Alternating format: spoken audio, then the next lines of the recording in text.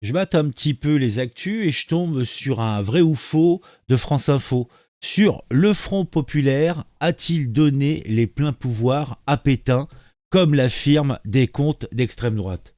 Alors, bonne question, hein. Mais vraiment, est-ce que c'est la bonne formulation? Puisque c'est vrai que d'un point de vue objectif, bah, au moment où ça s'est passé, le Front populaire n'existait plus. Donc, la vraie question, c'est plutôt est-ce qu'il y a des membres qui ont fait partie du Front populaire qui ont voté pour l'attribution des pleins pouvoirs à Pétain? Et l'article, là encore, va nous répondre oui, mais il faut relativiser. Donc, on va regarder un petit peu. Attends, il est où? Je l'ai quelque part. Est-ce que c'est celui-là? Ah non, c'est pas celui-là. Ah, comme c'est curieux. Où je l'ai mis? Oh, bah, c'est curieux ça. Bah, on va cliquer dessus, on va voir. Hop. Le Front populaire a-t-il donné les pleins pouvoirs à Pétain, comme l'affirment des comptes d'extrême droite? La coalition de gauche élue en 1936 a pris fin en 1938. Ah bah tiens, si les anciens élus de ce mouvement ont pu participer au vote le 10 juin 40, la plupart d'entre eux se trouvaient à droite de l'échiquier politique. La plupart d'entre eux. Mais oui, mais c'est pas la question. C'est pas la question, c'est de savoir qui a voté pour. Est-ce qu'ils ont voté pour? Attends, c'est on décale. Alors, la personne qui a écrit cet article, c'est Lynn Landau et Léa Dessay. Donc, ça raconte quoi, grosso merdo? Une large alliance contre le fascisme, une coalition qui implose bien avant 1840. Lors du vote des pleins pouvoirs le 10 juillet 1840, le Front populaire n'existait déjà plus en tant que tel. Un grand nombre d'élus absents. Donc, il y avait beaucoup d'élus qui étaient absents. Oui, bah, entre ceux qui étaient sous les drapeaux, hein, ceux qui étaient partis déjà vers les US, hein, ou Lucky, ou dans nos colonies. Hein, ils avaient vu sentir le vent. Hein. Donc, et parmi les 80 parlementaires ayant voté contre, il y avait une majorité d'anciens du Front populaire, assure Jean Vigreux. Ah bon? Ce jour-là, à Vichy, nombre d'anciens membres de la coalition de 1836 manquent à l'appel. Ben oui, mais ce qui nous intéresse, c'est ceux qui étaient présents. Alors, ce jour-là, Vichy, nombre d'anciens membres de la coalition manquent à l'appel. Certains sont mobilisés au front et ont été déchus de leur mandat de député ou de sénateur en 39, car communistes. Oh, bah tiens, parlons un peu des communistes. Quand les Allemands sont arrivés à Paris, les loups sont entrés dans Paris. L'empare ici, il n'a pas de choisi. Les loups sont entrés dans Paris. Eh ben, bon, t'as les gaullistes ou ce qui allait devenir les gaullistes qui étaient chassés. Hein, tu avais les mecs qui fuyaient vers le sud. Par contre, les communistes, eux, eh ben, ils ont accueilli à bras ouverts les Allemands qui arrivaient à Paris. D'ailleurs, l'humanité, hein, ils ont fait une demande d'autorisation à valider par le nouveau pouvoir allemand hein, d'occupation. Ont validé l'autorisation de parution de l'humanité dans l'absolu. Et c'est seulement en 41, quand Hitler et ses sombres partenaires ont envahi la Russie, que d'un coup, les communistes sont devenus de somptueux opposants. D'ailleurs, ils ont fait beaucoup, énormément même, dans le combat de la résistance et compagnie. Là, la question se pose même pas. Mais il faut pas nous dire que en 1940, le bruit des bottes et tout ça, c'était l'extrême droite, etc. Hein. Il y avait un petit consensus et parmi les petits malins qui ont voté les pleins pouvoirs à Pétain, hein, tu avais pas mal de membres du Front populaire. Donc, la journaliste nous dit mon Dieu, tout cela est faux, tout cela n'est pas propre, je vous interdis de dire ça. C'est une formulation malhonnête. Peu d'élus se doutaient aussi que Pétain allait réaliser un coup d'État dès le lendemain. D'accord? Effectivement. Mais alors pourquoi ces mêmes personnes vont nous dire que oui, ah, vous avez donné le pouvoir à Pétain? Ah bah C'est le deux poids deux mesures, hein. Quand c'est des mecs de droite éventuellement qui ont voté pour Pétain, là, ah oui, non mais ils ont, c'est des salopards. Et là, c'est ah oui, mais bon, en fin de compte, on savait pas que Pétain c'était le vainqueur donc de la guerre de 14-18, hein, le grand maréchal, le grand général ou maréchal, je sais plus ce qu'il était, maréchal, ouais maréchal, le grand maréchal, etc. Donc c'était une figure historique encore vivante. Effectivement, dans ce moment de perte, hein, de défaite, eh ben, normal que les gens se tournent vers lui. Donc à la limite, c'est seulement a posteriori qu'on peut se dire qu'effectivement, ce choix ne fut pas judicieux. Mais ces mêmes personnes qui se placent à gauche, dans une gauche que j'appellerais même radicale, bah, ils n'ont pas la même formulation malhonnête pour d'autres sujets. Alors ça dit quoi d'autre? Il n'avait pas conscience de ce futur abordage. Ainsi, affirmer que le Front populaire ou que les socialistes ont donné le plein pouvoir à Pétain est une formulation trompeuse. Mais oui, on est d'accord, elle est trompeuse, elle est incomplète, inexacte dans l'absolu. Mais en prenant les formulations et l'encadrement qui est appliqué à d'autres sujets, eh bien, elle est tout à fait acceptable. Puisque dans l'absolu, oui, oui, des membres qui ont participé au Front populaire ont voté les points pouvoirs à Pétain. Et ça, c'est une vérité historique, factuelle. Après, effectivement, cet article, oui, mais il y en avait d'autres, ça serait passé quand même sans eux. Effectivement. Alors, pourquoi on n'a pas cette même présence et retenue sur cette histoire? Le Rassemblement national, toujours par la même dame, Lin Landau, le Rassemblement national est-il l'héritier de Waffen-SS et du régime de Vichy, comme l'affirme la députée LFI Sarah Legrain? Alors, tout ça partant du oui, en fait, après la guerre, en 1945, il y a eu une reconstruction de l'extrême droite en France, dont les éléments moteurs étaient des anciens militants et qui ont participé dans les troupes d'assaut allemandes, les Waffen-SS et compagnie. Dans l'absolu, tout cela est tout à fait exact, mais cela ne correspond qu'à une partie de la vérité. Ce qu'on nous dit là, une formulation malhonnête, bah là aussi, c'est une formulation malhonnête. Et pourtant, là, dans l'article, il n'en est point fait question. Là, l'article est totalement à charge. Sachant, je vous invite à aller voir la vidéo faite par Cro-Blanc, et puis il y a des bouquins là-dessus, en fait ça manque pas, mais j'ai trouvé que la vidéo de Cro-Blanc était synthétique et facilitait les choses. Les créateurs du front, déjà ça se passait plus de 20 ans après la fin du conflit mondial, donc les gens changent, évoluent. Effectivement, bah, il y en a certains qui ont eu des actes, d'ailleurs certains même ont eu droit à des petits séjours en prison, je crois bien, hein. Mais bon, 20 ou 30 ans s'était passé, puisque n'oublions pas que la création du Front National, c'est 72, je crois, ou 74, 162, je crois. Mais bon, fait qu'importe.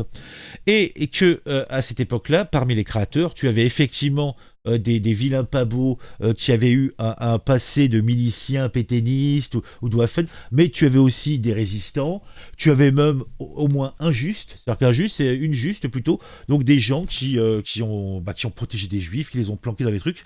Après, effectivement, le parti, c'était pas Jojo au début, hein, mais il faut comme ça aussi avoir la relation et la relativité du temps. Ce que on a vraiment quand on regarde cet article-là sur le Front populaire et qui est totalement absent de cet article-là qui nous parle des vilains pas beaux du RN. Voilà. Et là, par contre, c'est à charge, à charge et à charge. Et là, il n'y a pas de propos net, on en remet d'accord, néofasciste, nationaliste, collaborationniste, et on ne parle que de ça.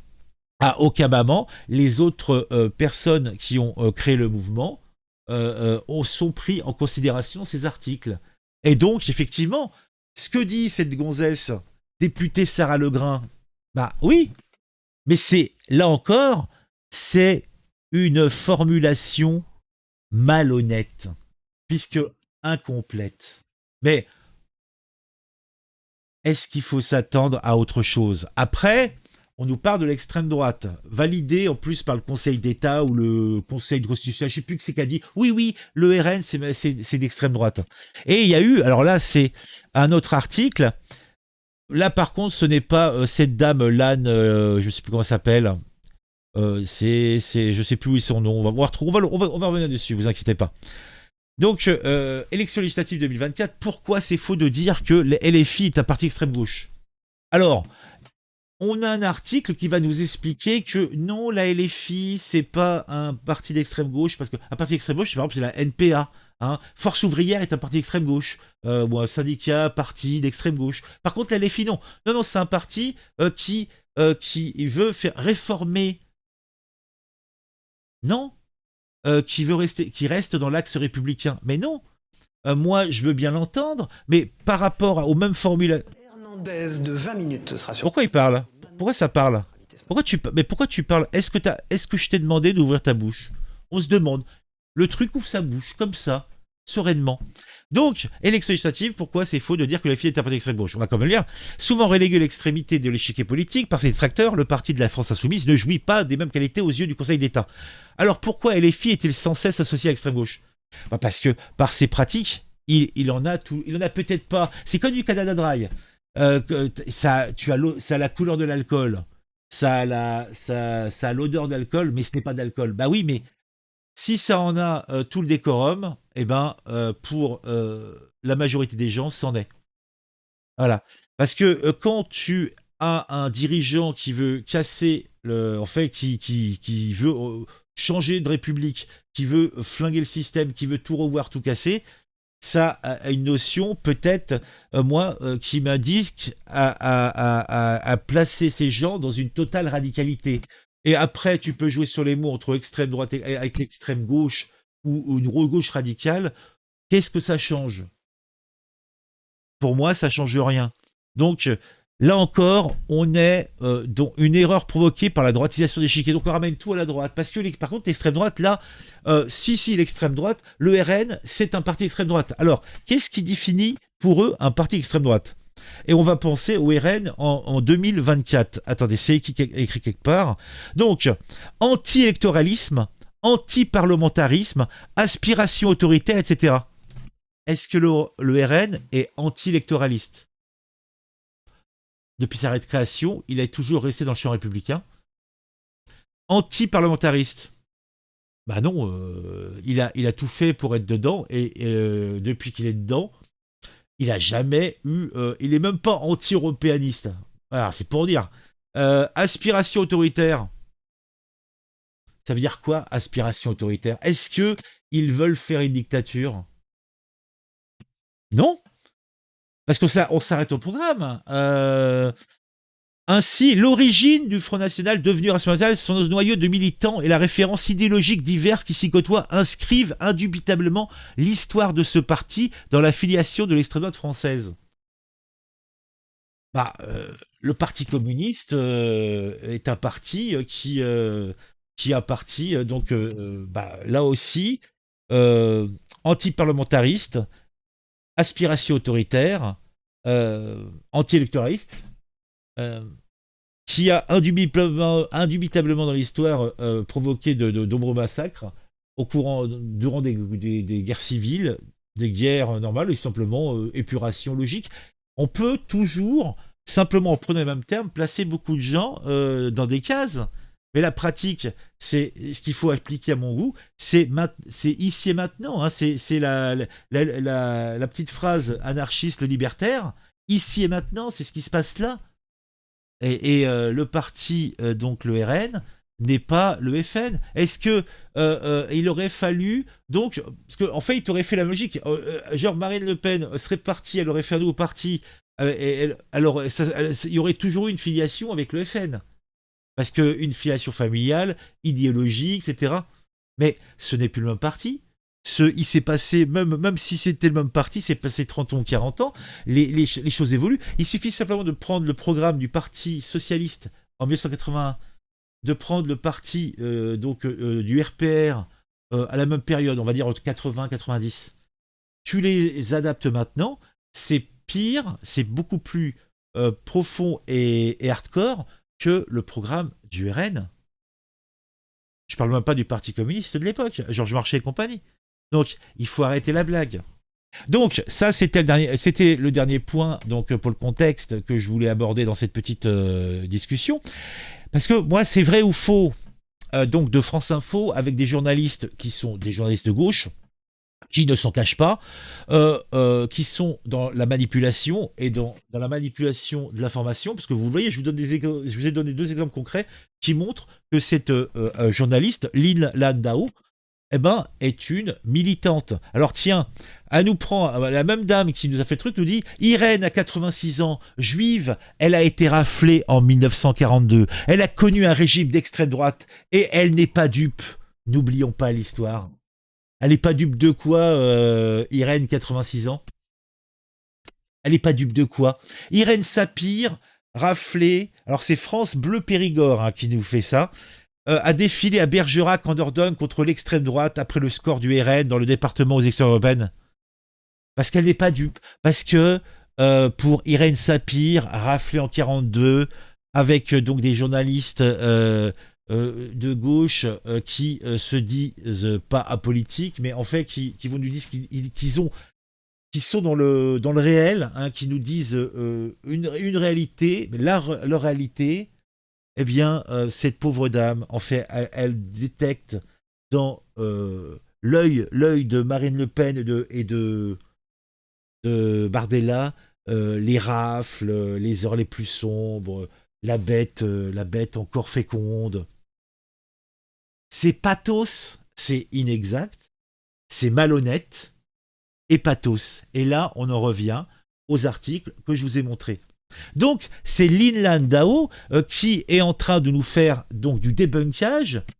Comment des gens qui manipulent les questions et donc qui donnent la réponse qu'ils souhaitent avoir par la manipulation de la question, comme je voulais prouver, ben, comment on peut prendre cette personne au sérieux et prendre consciemment au sérieux en fait ses propos. Comment ces gens peuvent se dire oui, nous sommes le savoir, nous avons la vérité parce que nous sommes objectifs. Non, je viens de vous prouver que l'objectivité n'existait pas. En plus, c'est Lynn Landau est une militante, donc je ne doute pas d'un parti d'extrême gauche quelconque. Et là, je dis extrême gauche. Je ne dis pas gauche, je ne dis pas. Non, pour moi, c'est d'extrême gauche.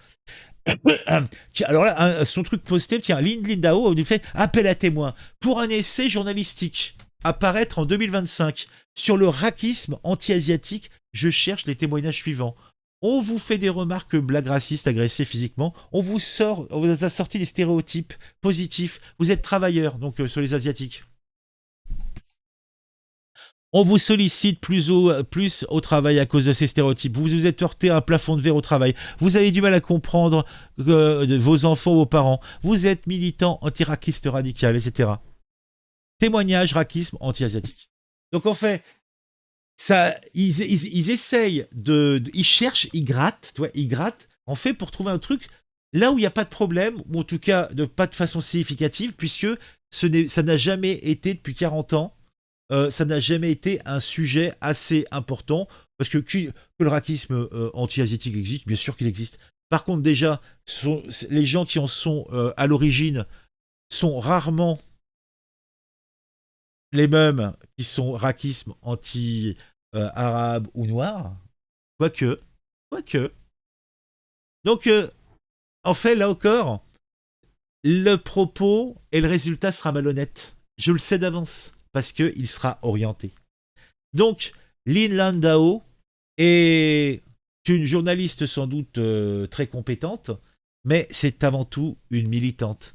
Donc, sa place, ça serait à l'Humanité, ça serait chez Mediapart, ça serait à Libération, éventuellement Le Monde, mais je pense pas que sa place est dans le service public, surtout dans un service qui nous propose eh bien, du débunkage et du vrai faux. Merci de me dire en commentaire ce que vous pensez de tout ça. Moi, je suis tombé là-dessus ce matin, tout hasard, et je me suis dit, tiens, ça me saoule. Ça me saoule. Faut que j'en cause. Bon, ça va pas pisser loin. Il n'y a pas de recherche sérieuse. Mais même sans aucune recherche, vous avez vu ce qu'on a, quoi. Allez, on se retrouve très vite pour une nouvelle vidéo sur un sujet qui m'a intéressé et qui, je l'espère, vous intéressera aussi. Dites-moi ce que vous en pensez. Mettez un commentaire aussi pour le référencement, pour le plaisir. Vous pouvez vous abonner à la chaîne si vous le souhaitez. On se retrouve très vite pour une nouvelle vidéo sur un sujet qui m'a intéressé et qui, je l'espère, vous intéressera aussi.